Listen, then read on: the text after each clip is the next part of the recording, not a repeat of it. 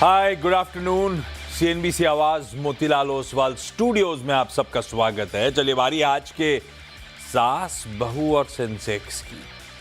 शुरू ही हुआ था मंडे को, हफ्ते का आखिरी आ गया थर्सडे को, और आम तौर पे थर्सडे को अपन जाते हैं कोलकाता। लाइए, राजेश अग्रवाल साहब, ओम कैपिटल के रिसर्च हेड, आपको आपकी स्क्रीन पे रेडी नजर आएंगे। आज अपने ही केबिन से नजर आ रहे हैं आपको। Rajesh sir, good afternoon. बस आ रहा हूं, बस आपके पास थोड़ी देर में। पहले तो सास बहू और सेंसेक्स की जो बैकएंड टीम है उस तक रीच आउट करने के दो तरीके, दो विकल्प, दोनों आपकी स्क्रीन पर। एक है व्हाट्सएप नंबर, दूसरा ईमेल आईडी। नोट डाउन करिए और साथ में लेकर आइए ऑन द शो इस कार्यक्रम का। कोशिश होगी ज्यादा से ज्यादा स्टॉक्स पे बातचीत करूं। बताया जा रहा है कि अब तक 2 लाइन्स ही पैच हुई हैं, थर्ड लाइन अवेटेड है, तो फिर हो सकता है इनमें से कुछ स्टॉक्स पे बातचीत ना हो पा रही हो। और वैसे भी राजेश सर हैं, फंडामेंटल डिस्कशन होगा थोड़ा सा, पर कोशिश होगी ज्यादा से ज्यादा स्टॉक्स हो जाएं। हम Birla soft, ABFRL, Geojit finance, अरे गौरांग सर की कंपनी पे, GMR airports, Tata Motors, NMDC steel और टाटा पावर, इन सब पे करेंगे बातचीत। इनमें से ज्यादातर स्टॉक्स पे कर रहे होंगे बातचीत। खैर, क्विकली लेकर आता हूं मार्केट स्क्रीन्स पर। बढ़िया है, कोई कंप्लेंट नहीं। ऑलमोस्ट 1% अगर मैं सेंसेक्स पकड़ लूं, अदरवाइज 3/4 से 1% निफ्टी। बढ़िया है। थोड़ा सा अनरियलिस्टिक था जब वो गिफ्ट निफ्टी के क्यूज थे, 400 पॉइंट प्लस, थोड़ा सा एक्सेस में जा रहे थे हम लोग, क्योंकि अब तक कोई ऐसी कोई ट्रेड डील हुई नहीं है। वातावरण कंड्यूसिव हो गया है, इससे ज़्यादा तो कहना मुश्किल है। और जब डील हो रही होगी तो उस डील के कॉन्टोर्स क्या हैं, हम क्या दे रहे हैं, क्या मिल रहा है हमको, वो सब भी समझना पड़ेगा। पर ठीक है, ये छुट्टी का ये मिडवीक अच्छा जा रहा था, खबरें अच्छी थी, खासतौर पे इंडिया रिलेटेड, तो आपने देखा बढ़िया अच्छे गैप के साथ शुरुआत हुई। मोमेंट उस तरह से नहीं जिस तरह से गिफ्ट निफ्टी इंडिकेट कर रहा था, लेकिन अपने आप में बढ़िया सेशन है। और दिन के हाईज के आसपास 200 सवा 200 पॉइंट, आज दिन के हाईज 200, अगर मैं मुहूर्त की क्लोज से कैलकुलेट करूं तो 232 पॉइंट हो गए। तो बिल्कुल कह लीजिए 2 डेज हाईज के इर्द गिर्द भारत के बाजार काम काज कर रहे हैं। थोड़ा सा मामला ऐसे ठंडा भी पड़ा होता, एक समय आधे % का ही उछाल रह गया था, वो सबसे ठंडा पीरियड वही था शुरुआत में। अदरवाइज बढ़िया रहा है सेशन, स्क्रीन बढ़िया है और चौतरफा खरीदारी है। हर इंपॉर्टेंट पॉकेट आपको इन ग्रीन लार्जली कामकाज करती हुई नजर आएगी। ऑयल एंड गैस के लिए मिले जुले क्यूज ने तो उसे छोड़ दीजिए, वो फ्लैट नजर आएगा। अदरवाइज ये देखिए ऑयल एंड गैस फ्लैट है। अदरवाइज बैंक्स उठाइए स्क्रीन पे, बढ़िया 1% का उछाल है। प्राइवेट बैंकिंग मेजर्स बढ़िया करते हुए नजर आ रहे हैं। IT आज की हाईलाइट ऑफ द डे है, बढ़िया मूड माहौल, इन्फी लीड कर रहा है उस मूड को। और लेकिन IT इंडेक्स देखिए कहां शुरू हुआ था, कहां आके बैठा हुआ है। IT, बैंक, जोड़ दीजिए FMCG का तड़का। HUL के नंबर्स आए थे, हालांकि नंबर्स, नेस्ले ने एक पॉजिटिव सरप्राइज स्प्रिंग अप करा था। HUL तो लार्जली इनलाइन टाइप ही परफॉर्मेंस कहूंगा मैं, लेकिन FMCG भी बढ़िया कर रही है। देखिए ये है सेक्टर पॉकेट्स, ये है स्क्रीन बढ़िया सी। खैर चलिए, आज कोलकाता जाना है, पौंडीचेरी जाना है, नई दिल्ली जाना है, अगर लाइन जुड़ी तो, नहीं तो छोड़ दिया जाएगा। कोलकाता से मनीषा मैम जुड़ती हुई। मनीषा मैम, हाय, गुड आफ्टरनून। क्या करते हो कोलकाता में मैम, और कब से स्टॉक मार्केट में जुड़े हो? गुड आफ्टरनून आशीष सर। मैं लास्ट 2 इयर्स से हूँ इसमें स्टॉक मार्केट में। हाँ? और फुल टाइम अभी ट्रेडिंग ही करती हूँ sir, intraday and short term trading mostly. आप बढ़िया चार्ट्स वार्ट रीड करने लगे हो? सर थोड़ा बहुत करने लगे हैं और सजेशन भी लेते हैं, मतलब एक ब्रोकर से भी ले हाँ। रखा है, उनके सजेशन से भी इंट्राडे ट्रेड्स लेते हैं। अच्छा, लॉन्ग टर्म कुछ नहीं, सारा ट्रेड वेड का दिन भर, और कमाई हो रही है बढ़िया? सर लॉन्ग टर्म के लिए जितने खरीदे थे 2 साल पहले सब लॉस में ही है। तो तो ट्रेडिंग आपके लिए ज्यादा फायदेमंद हो रही है, ऐसा मानूं क्या? तो ट्रेडिंग ज्यादा अच्छा मतलब हो रहा है, और लॉन्ग टर्म वाले तो सब लॉस में ही पड़े हुए हैं हाँ, सर। वो थोड़ा सा अभी तो पीरियड ही ऐसा चला गया 1.5 साल से, पर ठीक है, जी जिसको जैसा भाई, बढ़िया ट्रेडिंग चल रही है। मनीषा मैम, पहला सवाल कौन सा? सर, फर्स्ट है मेरे पास जियोजीत फाइनेंशियल सर्विसेज के शेयर्स हैं, 88 के प्राइस पे हैं, 200 शेयर्स। सर मैं जानना चाहती थी इसको, मतलब कुछ इसमें डब्ल्यू पैटर्न बन रहा है क्या, और इसको लॉन्ग टर्म के लिए और ऐड कर सकते हैं क्या? ओम कैपिटल वाले भाई साहब, जियोजीत फाइनेंशियल्स में क्या कोई पैटर्न वैटर्न बन रहा है? अदरवाइज क्या आप लोगों ने इसके फंडामेंटल्स टटोले हैं? ये मान के चलो आप कि गौरांग सर नहीं सुन रहे हैं। गुड आफ्टरनून आशीष जी और बाकी भी जो महिला मित्रगण हैं, पैनल में सबको नमस्कार। नए साल का आगाज आज बहुत शानदार हुआ है और मान के चलता हूँ कि ऐसा ही कंटिन्यू रहे। जहां तक जियोजीत की बात है, उससे पहले मैं ये जो मैडम ने कहा कि लॉन्ग टर्म में इन्हें हमेशा लॉस ही हुआ है, उससे मैं थोड़ा सा अ, मानता नहीं हूँ, इस बात को डिसएग्री करता हूँ, क्योंकि लॉन्ग टर्म में ऑलवेज अच्छे पैसे बनते हैं। वेल्थ लॉन्ग टर्म में ही बनती है, प्रोवाइडेड आप डिसिप्लिन में हो, प्रोवाइडेड आपने अच्छी कंपनियां चुनी। अब आपने ट्रेडिंग की कंपनियां जो ऐसे कुछ भी बी ग्रेड की कंपनियां ले ली, मोमेंटम सोच के और इसे लॉन्ग टर्म में डाल दिया, तो ऑब्वियस बात है वहां लॉस ही हो। जहां तक जियोजीत की बात है, आपकी बातों से मुझे ऐसा लगा कि आप सिर्फ इस वक्त सिर्फ ट्रेडिंग पे नजरिया रखी हुई हैं। तो आपको पहले तो स्टॉप लॉस लगाना चाहिए था। आपने 89 में लिया, 75 पे खड़ा है, ऑलमोस्ट 10% से 15% के आसपास निकल गया, तो आपको तो वहां स्टॉप लॉस लगाना चाहिए था। बट इस वक्त मैं समझता हूँ कि जो नतीजों के चलते दबाव देखा गया स्टॉक में, नतीजे थोड़े से दबाव में आए। 59% के आसपास प्रॉफिट में दबाव था, 22% रेवेन्यू में दबाव था। इक्विटी रिलेटेड एक्टिविटीज गिरी थी, लेकिन डिस्ट्रीब्यूशन इनकम बढ़ा था। ब्रोकरेज जो है आगे आने वाले दिनों में डिजिटल वगैरह पे फोकस कर रहा है और थोड़ा ब्रोकरेज फर्म्स के लिए इस वक्त चैलेंजिंग इन्वायरमेंट रहा पिछले साल, इसमें कोई दो राय नहीं है। लेकिन इस भाव में मैं समझता हूँ आप खोने को कुछ नहीं बताएं। इस वक्त आपको बने रहने की सलाह रहेगी। हाँ, अदरवाइज कैपिटल मार्केट स्टॉक बढ़िया कर रहे हैं, ठीक है। इसमें इस समय बने रहने की सलाह है। जियोजीत फाइनेंशियल्स में पौंडीचेरी से सरिता जैन जी जुड़ती हुई। सरिता मैम, गुड आफ्टरनून। सरिता मैम, कैसे हो आप? गुड आफ्टरनून सबको। दीपावली की बहुत बहुत शुभकामनाएं। बहुत अच्छी हूँ। सरिता मैम, सॉरी, आप सबको दीपावली की खूब खूब बधाई। सरिता मैम, पहला सवाल कौन सा? बिरला सॉफ्ट है मेरे पास में, 400 स्टॉक्स है 556 पर।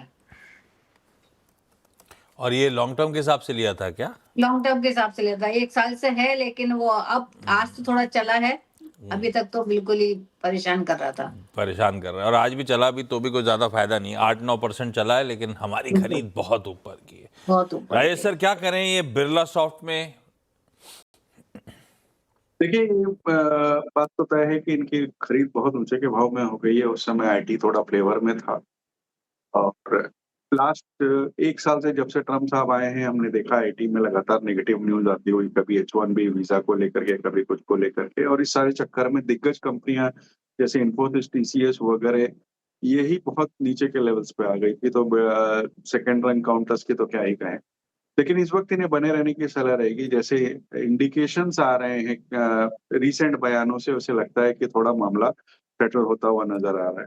हालांकि हम पूरी तरीके से भरोसा नहीं कर सकते, उनके कल सुबह कोई नया ट्वीट आ जाएगा, बट इस वक्त बने रहने की सलाह रहेगी। इस वक्त तो बने रहे। खैर, मनीषा मैम, अगला सवाल जियोजीत के बाद। तो मेरे पास जीएमआर एयरपोर्ट्स के शेयर्स हैं, 350 शेयर्स है एट 96 रुपीज। सर 1 साल के ऊपर की होल्डिंग है, मतलब अभी एग्जिट कर देना चाहिए तो और वेट करना चाहिए इस पे? लिया तो ट्रेडिंग के लिए था आपने, फिर इतना टाइम रुकते हो क्या ट्रेडिंग में भी? नहीं सर, ये बहुत पुरानी मतलब इन्वेस्टमेंट है मेरा। 1-1.5 साल पहले लिया था जब 100 रुपीज पे था, तो उसके बाद ये काफी नीचे चला गया था, तब से होल्ड करके रखा हुआ है मैंने। राजेश सर, कैसा लगता है जेएमआर एयरपोर्ट? इसके एयरपोर्ट्स तो गजब फुटफॉल्स वगैरह हैं। इसके एयरपोर्ट, इसके एसेट्स को लेकर इशू नहीं, स्टॉक कैसा? देखिए, एसेट्स के लिए इशू नहीं, आपने सही कहा, शानदार है। फिर वो चाहे हैदराबाद का, दिल्ली का, गोवा का एयरपोर्ट हो, या even internationally Philippines, Indonesia, Greece का एयरपोर्ट हो, एसेट बहुत शानदार है। और एविएशन सेक्टर की अगर एक्सपोजर कोई को लेना हो तो ये एक उपयुक्त कंपनी है। अगर आप देखेंगे तो ये दूसरी सबसे बड़ी कंपनी है दुनिया भर की जो एयरपोर्ट उसमें है, और आज की डेट में ये नॉन एरो बिजनेस में भी ज्यादा फोकस कर रहे हैं।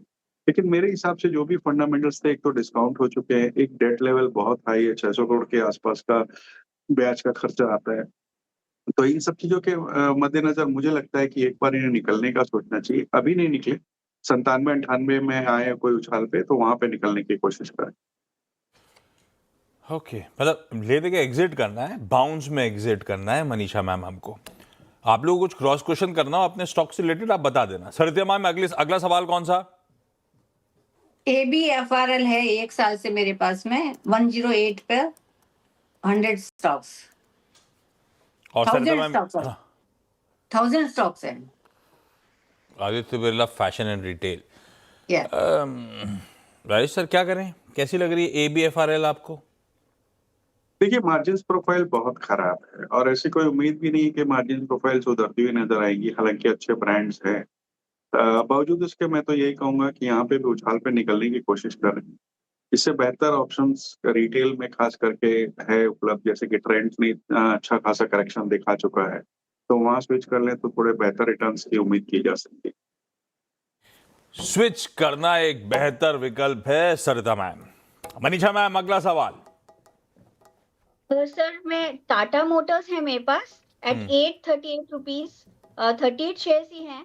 तो सर काफी लॉस पे हैं और इस पे मेरा लॉन्ग टर्म व्यू मतलब पॉजिटिव है, क्योंकि केडिया सर वगैरह ने आपके शो पे भी बताया था कि बहुत अच्छा है, we should hold it for 2-3 years. तो होल्ड तो कर सकते हैं, बट मतलब क्या कभी ये मेरे प्राइस पे आएगा या उसको और खरीद के और एवरेज करती रहूं, मतलब टाइम पे टाटा मोटर्स सर। ब्रोकर और क्यों सर कह मैं रहा है, ब्रोकर ने क्यों कहा इतना लॉस हो रहा है? क्या रीजन दिया उन्होंने? नहीं सर, ये मतलब जब मैंने खरीदा था तब ब्रोकरेज से मैंने नहीं लिया था, ये तो मैंने ब्रोकरेज से मैंने अभी रिसेंटली लेना स्टार्ट किया है। ये लॉस नहीं मैंने है खुद पूरा से, पूरा। एक इसका हाँ आम जो है लिस्ट होने आएगा। ये सीवी धंधा, कमर्शियल व्हीकल का धंधा अलग से लिस्ट होगा। मेरे ख्याल से नवंबर की शुरुआत में लिस्ट होना चाहिए। वो अपडेट्स आएंगे तो वो अलग से आ रहा होगा। हालांकि हाँ, आपकी खरीद भाव से तो इधर वे थोड़ा सा लॉस हो ही रहा होगा आपको, लेकिन इतना नहीं जितना दिख रहा है, वो एडजस्टमेंट है।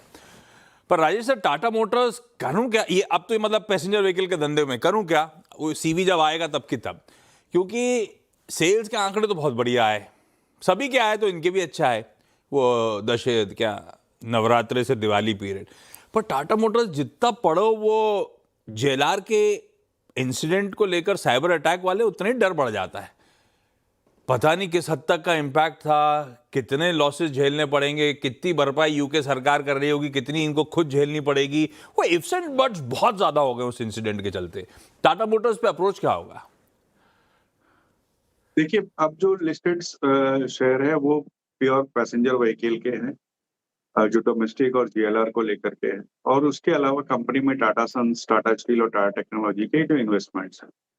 पैसेंजर व्हीकल बिजनेस बहुत अच्छा चला, लास्ट 1 महीने में नंबर्स बहुत अच्छे आए, बिक्री के आंकड़े जो आए, खास करके एक तो पेंटअप डिमांड थी, लोग जीएसटी कट का फायदा उठा रहे थे, और जीएसटी कट की जब अनाउंसमेंट हुई थी उससे पहले कुछ लोगों ने खरीदारी बंद कर रखी थी, तो इस वजह से एक मुश्त अच्छी डिमांड आई और फेस्टिव डिमांड हो गई। अब आगे आने वाले दिनों में शादियों के सीजन में थोड़ी सुधार होने की उम्मीद है, और इनके जो माइक्रो एसयूवीज है, खास करके पंच, नेक्सॉन वगैरह, वो बहुत अच्छा मार्केट लिए हुए हैं। मेरे हिसाब से इस स्टॉक को 440-450 तक के टारगेट के साथ बने रहने की सलाह रहेगी। वहां पे आए तो एक बार निकलने की कोशिश कर। उछाल में एग्जिट के मौके ढूंढना है। राजेश सर आए हुए हैं। एक तो एसबीएस स्टॉक पिक लेनी है और एक मूवी पे चर्चा करनी है। पता नहीं फेस्टिविटीज के बीच में इन्होंने निपटाई कि नहीं निपटाई। खैर, लेकिन उससे पहले मनीषा मैम एक सवाल और पूछ लो। आपकी तो लिस्ट बहुत लंबी है, सारे तो जवाब नहीं दे पाऊंगा, लेकिन कोशिश ज्यादा से ज्यादा स्टॉक्स हो जाए कवर। बताओ अगला कौन सा? स्टील में हाँ? व्यू जानना चाह रही थी। कौन से? Steel, NMDC steel. हाँ NISP, हाँ। हाँ हाँ। ये 64 पे लिया हुआ है सर, मैंने 300 शेयर्स लिए थे। और मैं राजेश सर से जानना चाह रही थी, शिपिंग कॉर्पोरेशन में सर अभी एंट्री कर सकते हैं क्या इस लेवल? ये एनएमडीसी स्टील को, ये सब अपने खुद के ट्रेडिंग वाले स्टॉक्स हैं क्या? सर ये बहुत पुरानी खरीद है, मतलब काफी 1-1.5 साल पहले खरीदे थे, तब से रखे हुए हैं। ये Long 2 term साल के से जब साथ। स्टॉक मार्केट में कमाई हो रही है कि ले दे के गवाही रहे हो? सर मतलब कमाई हो रही है, पिछले साल अच्छी हुई थी, इस साल थोड़ी कम हुई है। मतलब नेट नेट कमाई हुई है, ऐसा बोलूं? हाँ हुई है, मतलब प्रॉफिट ठीक हुआ है। है सर। और इस बीच 6 बिलियन, अच्छा तब ठीक है।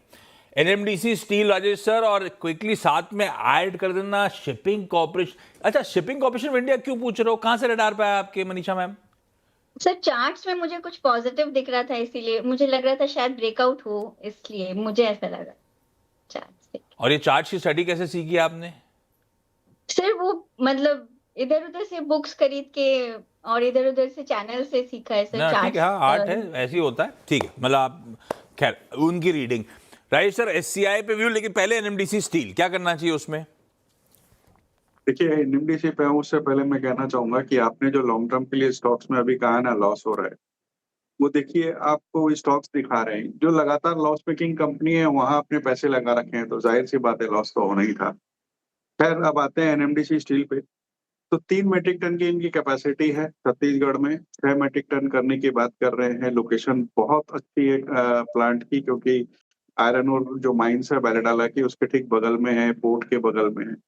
दिक्कत ये है कि डेट बहुत ज्यादा है कंपनी का। दूसरे सरकार ने क्लियरली कहा है कि नियर फ्यूचर में इनकी कोई डिसइन्वेस्टमेंट होने की संभावना नहीं है। तो इस वजह से मैं समझता हूँ कि थोड़ा सी दिक्कत तो है कंपनी में। हालांकि जून क्वार्टर में पहली बार प्रॉफिट में आई थी। 600 करोड़ के ऊपर का इनका ब्याज का खर्चा है साल का। इसमें मुझे लगता है इन्हें लॉस बुक करना ही पड़ेगा। करीब 47-48 आए, वहां पे निकलने की कोशिश करें, बेहतर होगा। अच्छी स्टील की कंपनियां उपलब्ध हैं बाजार में, वहां पे ध्यान दें।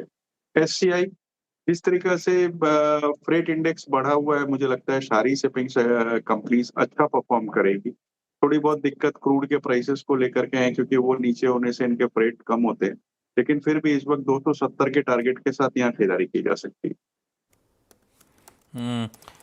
मतलब आप ये कहना चाहते हो राजेश सर कि अच्छी फंडामेंटली बेहतर कंपनियों में क्यों ना ट्रेड करें, गलती से फंस भी गए तो ले दे के बहुत बड़ा नुकसान उठाना ना पड़े, ऐसा? अगर मैं अपनी नहीं। उस यूनिवर्स को ऐसा कर लूं, ट्रेडिंग का भी यूनिवर्स हो, उसको भी ऐसे ही कर लूं, ज्यादा बेहतर है, ऐसा? देखिए, पर्सनली मैंने कभी भी ट्रेडिंग की वकालत नहीं करी है, और मैं आज भी समझता हूँ कि वो आप ट्रेडिंग तो फंडामेंटल एनालिस्ट हो, जो टेक्निकल है वो टेक्निकल है। मैं तो यूनिवर्स ऐसा करूं क्या? लॉजिक ये है कि अच्छी फंडामेंटल वाली कंपनीज में ट्रेड करो, ज्यादा बेहतर है, ज्यादा नुकसान कम से कम ना झेलना पड़े, हो सकता है। नहीं, ऐसा नहीं है। ट्रेडिंग में आपको कई बार अपॉर्चुनिटीज एकदम खराब फंडामेंटल वाली कंपनी में भी मिल जाती है, बट ट्रेडर्स को फिर वही रेजिस्टेंस स्टॉप लॉस अपना मेंटेन करना चाहिए, क्योंकि अगर आप गलत कंपनी में फंस भी गए हो तो आप मिनिमम लॉस में निकल जाओगे। लेकिन जब आप लॉन्ग टर्म के लिए, जब आप अपने डीमैट में शेयर ले रहे हो, तब उस टाइम पे आपको क्वालिटी पे, कॉर्पोरेट गवर्नेंस पे, मैनेजमेंट पे ध्यान देना बहुत जरूरी है। चलिए भाई, इस नोट पर सरिता जी, मनीषा जी, दोनों का धन्यवाद। नई दिल्ली की लाइन एस्टैब्लिश नहीं हुई तो अब बात नहीं हो पाएगी उन स्टॉक्स पे। राजेश सर से जानेंगे एसबीएस स्टॉक पे ब्रेक के उस पार लेकर आए। देखिए, एसबीएस के हिसाब से हम एशियन पेंट के साथ जाना चाहेंगे। पहले बता दूं कि ये हमारी दिवाली पिक में रही है और हमारे क्लाइंटों के पास हो सकती है। दुनिया में अगर देखा जाए तो 10 डेकोरेटिव पेंट की कोटिंग की जो कंपनी ली जाएगी तो उसमें एशियन पेंट का एक नाम आता है। 27 इन हाउस मैन्युफैक्चरिंग कैपेसिटीज है, 1,60,000 रिटेल पॉइंट्स है। कुछ दिक्कतें थी प्राइसेस को लेके, डिमांड को लेके और कंपटीशन को लेके, जो मेरे ख्याल से इनके प्राइसेस में झलक रही है और वो कम होती हुई नजर आ रही है, जैसे कि पिछले बार की मैनेजमेंट कमेंट्री में क्लियरली सुनने को मिला। रूरल डिमांड बढ़ती हुई नजर आएगी, क्योंकि एक तो मानसून अच्छा हुआ है, दूसरे इन्फ्लेशन कूल डाउन हो रहा है, और जीएसटी कट की वजह से अर्बन डिमांड भी सुधरती हुई नजर आएगी। और जिस तरीके से डेकोरेटिव वॉल्यूम में ग्रोथ हो रही है वो बहुत पॉजिटिव है कंपनी के लिए। डिमांड कमेंट्री, जैसा मैंने कहा, बहुत एक्साइटिंग थी। वैल्यूएशंस अच्छे लग रहे हैं। इसे 3,000 के लेवल्स के लिए यहाँ खरीदारी की जा सकती है। 3,000 के टारगेट्स के लिए दिग्गज पेंट कंपनी इस संवत की, कह लीजिए, पहली एसबीएस स्टॉक पिक आपकी स्क्रीन पे। Rajesh sir, thank you so much. Quickly छोटा सा ब्रेक के उस पर एक मिड कैप मंत्र लेते हैं। नमस्कार।